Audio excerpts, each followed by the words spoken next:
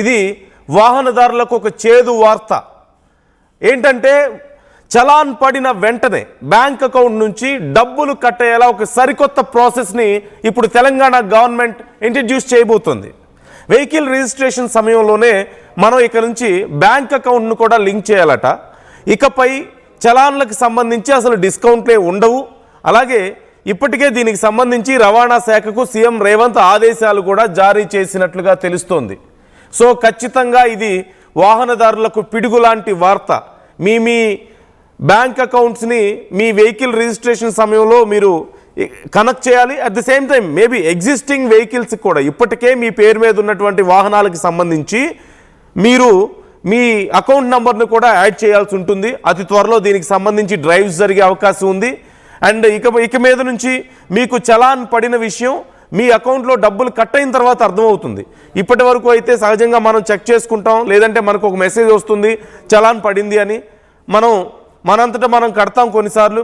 లేదంటే డ్రైవ్స్ నిర్వహించిన సమయంలో అంటే పోలీసులు రోడ్డు మీద ఎక్కడో ఆపినప్పుడు మనం తప్పించుకోవడానికి కుదరకపోతే ఇక తప్పనిసరి పరిస్థితుల్లో చలాన్స్ కడుతూ ఉంటాం.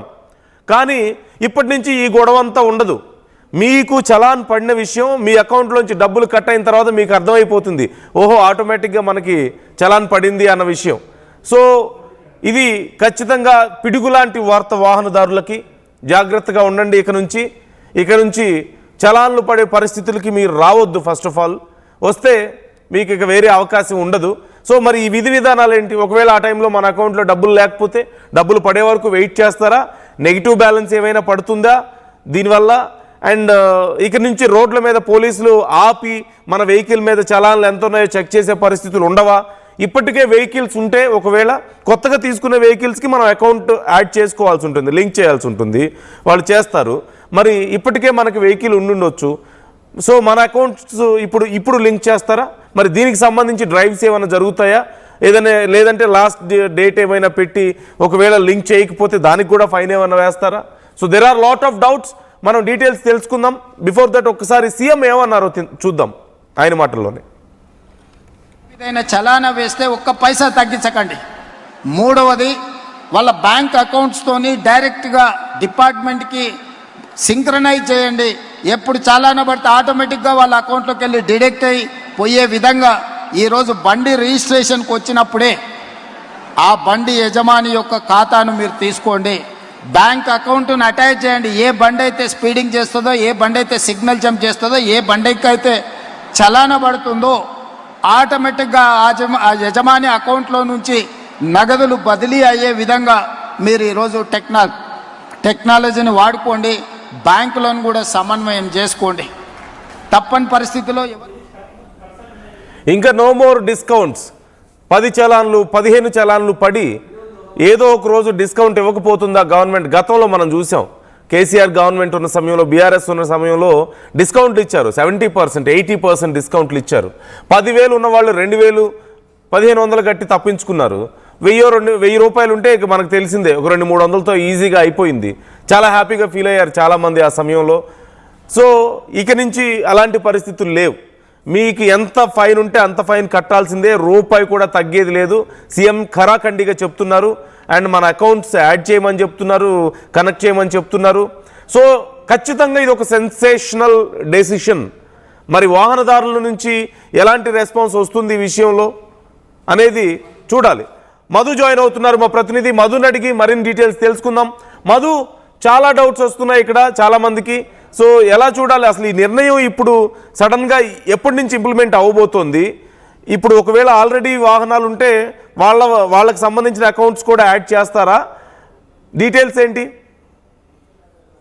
అంటే ప్రభుత్వం తీసుకున్నటువంటి గుడ్ ఇనిషియేటివ్ ప్రోగ్రామ్ ఇది. చాలా మంచి నిర్ణయం ప్రభుత్వం. ఎందుకంటే రోజు రోజుకి హైదరాబాద్ జనాభా పెరిగిపోతా ఉంది. దాంతో పాటు మిగతా సెకండ్ గ్రేడ్ కి సంబంధించినటువంటి పట్టణాలు ఏవైతే ఉన్నాయో, ఎగ్జాంపుల్ గా మనం మాట్లాడుకుంటే హైదరాబాద్ తో పాటు వరంగల్ గాని, కరీంనగర్ గాని, ఉమ్మడి పాలమూరు జిల్లా టౌన్స్ గాని పెద్ద ఎత్తున డెవలప్ అవుతున్నాయి. జనాలంతా కూడా రీచ్ అవుతున్నారు. ఇక హైదరాబాద్ అయితే విస్తరించి రంగారెడ్డి కొన వరకు చివరి వరకు జన సాంద్రత పెరిగిపోయింది. దాంతో పాటు వాహనాల సంఖ్య పెరిగింది.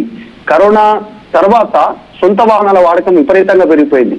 కానీ ఇక్కడ చిన్న మైనస్ ఏంటంటే ప్రభుత్వం నుంచి ఇన్ని వాహనాలు సేల్ అవుతున్నా, జనసాంద్రత పెరుగుతున్నా దానికి తగినటువంటి రోడ్లు డెవలప్ చేయకపోవడం, తర్వాత సిగ్నల్ ఫ్రీ వ్యవస్థ పైన దృష్టి పెట్టకపోవడం, ట్రాఫిక్ నియంత్రణ చేయకపోవడంతో కొన్ని సందర్భాలలో కొద్దిమంది ఏమో అత్యవసరంగా రోడ్ సిగ్నల్స్ క్రాస్ చేస్తూ రూల్స్ పాటించకుండా ముందుకు పోతా ఉంటే, కొద్దిమంది ఏమో కావాలని పోతా ఉన్నటువంటి పరిస్థితి. దీనివల్ల సాధారణంగా యుద్ధం జరిగే కంటే, సహజ మరణాలు జరిగే కంటే కూడా ఎక్కువగా రోడ్డు ప్రమాదాలతో జనాలు చనిపోతున్నటువంటి పరిస్థితి. వారు స్పీడ్ గా పోవడం వల్ల వారికే కాదు ప్రమాదం, ఎదురుగా వస్తున్నటువంటి వారికి, వెనక వస్తున్నటువంటి వారికి కూడా అత్యంత ప్రమాదంతో ప్రాణాలు కోల్పోతూ కుటుంబాలకు దూరం అవుతున్నటువంటి సిచ్యువేషన్, కుటుంబాలకు దుఃఖాన్ని మిగులుస్తా ఉన్నటువంటి సిచ్యువేషన్ ఉంది. సో దీనిపైన ముఖ్యమంత్రి మాట్లాడారు. ఇప్పటి నుంచి ట్రాఫిక్ నిబంధనల ఉల్లంఘనకు సంబంధించినటువంటి విషయంలో సీరియస్ గా ఉండాలి అనేటువంటిది. డైరెక్ట్ గా వారి బ్యాంక్ అకౌంట్ తో రిజిస్ట్రేషన్ సందర్భంలోనే వాహనాల కొనుగోలుతో అకౌంట్ లోనే యాడ్ చేయించాలి, డైరెక్ట్ గా వాళ్ళ అకౌంట్ లో నుంచి చలాన్ రూపాయలు కట్ అయిపోవాలి అనేటువంటిది. అత్యాధునిక సాంకేతికతను ఉపయోగించుకోవాలనేటువంటిది ప్రభుత్వం భావిస్తోంది. ప్రస్తుతం ఇట్లాంటిదే నందు ఢిల్లీలో ఉంది. ఢిల్లీలో ట్రాఫిక్ పోలీసులు ఢిల్లీ రోడ్ల పైన తక్కువ కనపడతారు. అక్కడ మొత్తం ట్రాఫిక్ ఫ్రీ చేశారు, సిగ్నల్స్ వ్యవస్థ చేశారు, స్పీడ్ లిమిట్ కూడా పెంచారు. దాంతో పాటు పైనుంచి కెమెరా ద్వారా ఆపరేట్ చేస్తారు. ఈవెన్ సీట్ బెల్ట్ పెట్టుకోకపోయినా డైరెక్ట్ గా కమాండ్ కంట్రోల్ సెంటర్ నుంచి చలాన్ వస్తుంది. డైరెక్ట్ గా మీకు మెసేజ్ వస్తుంది, మీరు సీట్ బెల్ట్ పెట్టుకోలేదు, హెల్మెట్ ధరించలేదు, లైన్ క్రాస్ అయ్యారు, ఓవర్ స్పీడ్ లో వెళ్ళారు, రాంగ్ పార్కింగ్ చేశారు. సో ఇట్లా మానిటరింగ్ జరుగుతూ ఉంది. అట్లాంటి ఆధునిక సాంకేతికతను తెలంగాణ పోలీసులు ఉపయోగించుకునేటువంటి అవకాశం ఉంది. సో ఇది మంచిదే, కానీ ప్రభుత్వం తీసుకోవాల్సినటువంటి ఇనిషియేటివ్ ఏంటి? నెక్స్ట్ రోడ్ల వెనుక చేయాలి, సిగ్నల్ ఫీ చేయాలి, పార్కింగ్ వ్యవస్థ కల్పించగలగాలి. ఇప్పుడు కొత్తగా నిర్మించేటువంటి పెద్ద పెద్ద మాల్స్, షాపింగ్ మాల్స్, హోటల్స్ ముందు పార్కింగ్ లేకపోతే అనుమతి ఇవ్వద్దు. సో అంత స్ట్రిక్ట్ గా ప్రభుత్వం ఫాలో అవ్వాల్సినటువంటి పరిస్థితి ఉంది. మరి ఆ విషయంలో, ట్రాఫిక్ సిగ్నల్ విషయంలో ఈ ప్రభుత్వం తీసుకున్న మంచి విషయమే. ఇంత స్ట్రిక్ట్ గా చేస్తే మరి గ్రౌండ్ లో అట్లా పని చేస్తుందా? పార్కింగ్ వ్యవస్థ కల్పించేలా, రోడ్లు పెంచేలాగా, సిగ్నల్స్ వ్యవస్థ అయ్యేలాగా ఇట్లాంటి వాటిపైన ప్రభుత్వం దృష్టి పెట్టేటువంటి అవకాశం ఉందా? దీనిపైన కూడా ప్రభుత్వం క్లారిటీ ఇవ్వాల్సినటువంటి అవసరం ఉంది. దీంతో పాటు ఇంకొకటి కీలకం.